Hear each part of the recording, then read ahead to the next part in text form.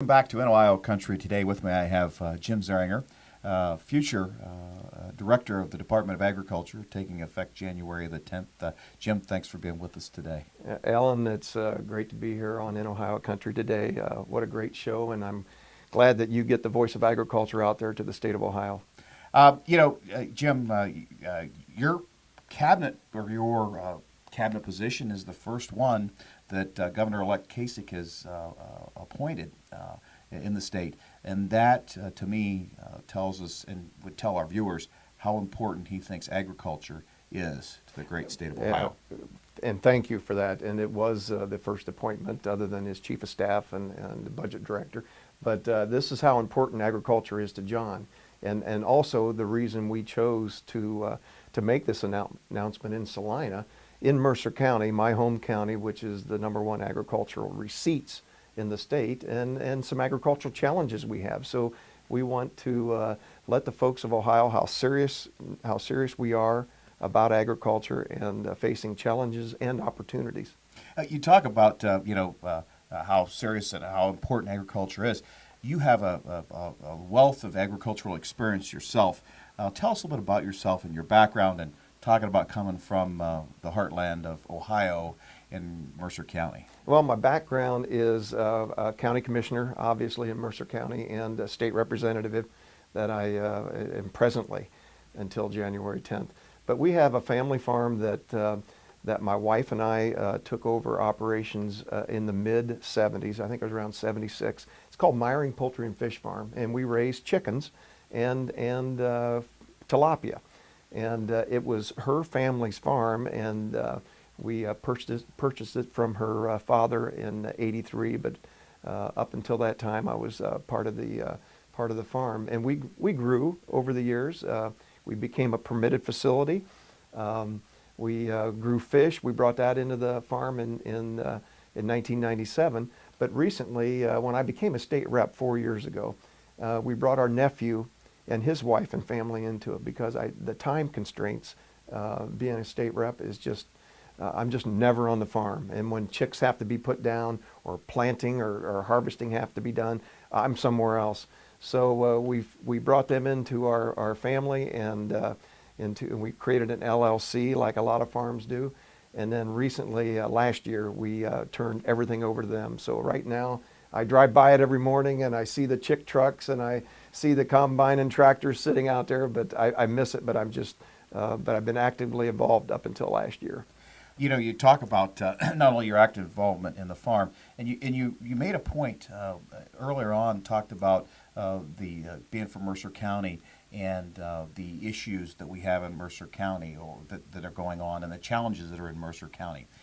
Can you talk a little bit about what you see going forward with those issues, and how some of those are going to be addressed? Because I'm sure that's on people's minds as well. Yeah, they will be. Farmers face many issues. I mean, it used to be weather used to be the biggest issue, but now through crop insurance, and there's a way to plan for that. Emerging markets. China's now #2 in corn production. That's kind of scary for our exports. The price of farmland, with money invested in other things not making any money. Farmland's pretty good investment, so you have outside invest. So there's many challenges, but the biggest are going to be environmental and animal rights challenges. And so the animal rights is always going to be a challenge, but with the Livestock Care Standards Board that just passed not unanimously, but overwhelmingly in the state of Ohio, we're addressing that challenge. The environmental is going to be the biggest challenge. With the Lake Erie watershed, the Mississippi drainage area, the basin area, and we're in that part of it also in Mercer County. These are all going to be challenges that farmers are going to have to have a keen awareness of the nutrient runoff. And I don't mean manure getting into the streams and creeks. I'm talking about dissolved phosphorus and dissolved nitrogen, things that your soils may have too much of already, just going straight through and not clinging in. So these are going to be the issues that we're going to be dealing with. And with the concentrated livestock we have in Mercer County, we need to be aware of that. We talk about the agriculture side of it and your experience there, but you over time, obviously you've had a lot of other experiences, and actually, many years ago, had won an award. Tell us a little bit about Actually, that. 2 awards. We won the Ohio Environmental Stewardship Award for the state of Ohio, and then we also won a national award for the environmental practices that we do, which, by the way, most farmers are doing that. We have a situation, like a lot of folks, that we have a lot of livestock, or we did, or I did, where we raised a lot of chickens, and you need to have a lot of land to spread that on. Where we, in Mercer County, there's a lot of opportunities with farmers that don't have livestock that want those nutrient byproducts. In fact, it's very valuable, the phosphorus and nitrogen content in those. And it's in the poultry industry, it's very transportable. So we back in the early 90s and even in the 2000s, we do a lot of soil testing. And being a permitted facility, you have to do that. And if your soils can't accept the phosphorus, you don't put it on, and your crops become more productive. And you also have another cash flow, and that's selling the nutrient byproducts. So those were just some of the practices, and again, it's pretty common in Mercer County.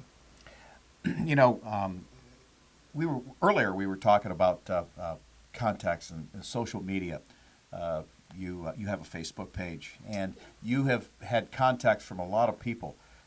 What's that feel like when you have all these people congratulating you and talking to you about what your plans are? Alan, it's been overwhelming the last 24 hours.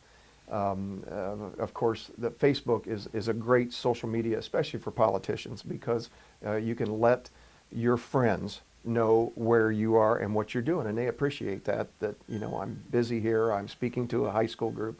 And so and then a lot of people have given me accolades, but probably the most humbling one is having a call from soon-to-be Speaker of the House, John Boehner, calling me to congratulate me on this appointment. And he also knows this is part of his district.